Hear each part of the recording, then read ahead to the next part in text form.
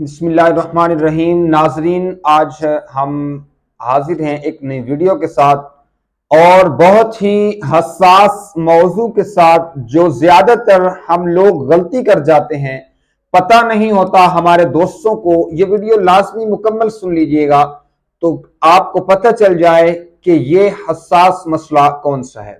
آج ہم بات کرنے جا رہے ہیں کہ جب مقتدی کھڑا ہو کر نماز سے پہلے تکبیر یعنی اقامت کہتا ہے، یعنی آذان کے الفاظوں کو جلدی جلدی سے دہراتا ہے، تو اور مقتدیوں کو کب کھڑا ہونا چاہیے، شرعی حکم کیا ہے؟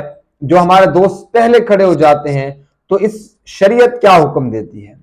دوستو، سب سے پہلے آپ سے ریکویسٹ ہے، آپ میرے چینل پر نئے ہیں، چینل کو سبسکرائب ضرور کیجئے گا اور ویڈیو مکمل سننے کے بعد صدقہ جاریہ سمجھ کر دوستوں تک لازمی شیئر کر دیجئے گا۔ تو آئیے چلتے ہیں اپنے موضوع کی جانب کہ جب تکبیر کہی جائے نماز سے پہلے، جماعت سے پہلے، تو مقتدی کو کب کھڑا ہونا چاہیے، شرعی حکم کیا ہے؟ تو دوستو، شرعی حکم اس کا یہ ہے کہ جب مقتدی اشہد ان محمد رسول اللہ پر پہنچے تب کھڑے نہیں ہونا، کیونکہ تب کھڑے ہونا یعنی امام سے پہلے کھڑے ہونا یہ مکروہ ہے۔ اس لیے شرعی حکم یہ ہے، جب حی علی الصلاۃ، حی علی الصلاۃ پر پہنچے، جو اقامت کہہ رہا ہو، تو تب سب مقتدیوں کو کھڑا ہو جانا چاہیے۔ شرعی حکم اس کے لیے نبی کریم صلی اللہ تعالی علیہ وسلم نے یہ فرمایا، کیونکہ امام صاحب فرماتے ہیں کہ اگر مقتدی امام سے پہلے تکبیر سن کر کھڑا ہو جائے گا، امام اپنی جائے نماز پر بیٹھا رہے گا، تو یہ مکروہ ہے۔ امام کے سامنے ایسے کھڑا ہونا بالکل بھی مستحب عمل نہیں ہے، یہ اچھا عمل نہیں ہے۔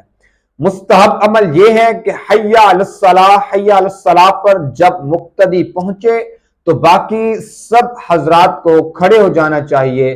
اس کے بعد پھر جیسے تکبیر مکمل ہو، پھر جماعت کا جیسے عمل ہے یعنی جماعت شروع ہو جانی چاہیے۔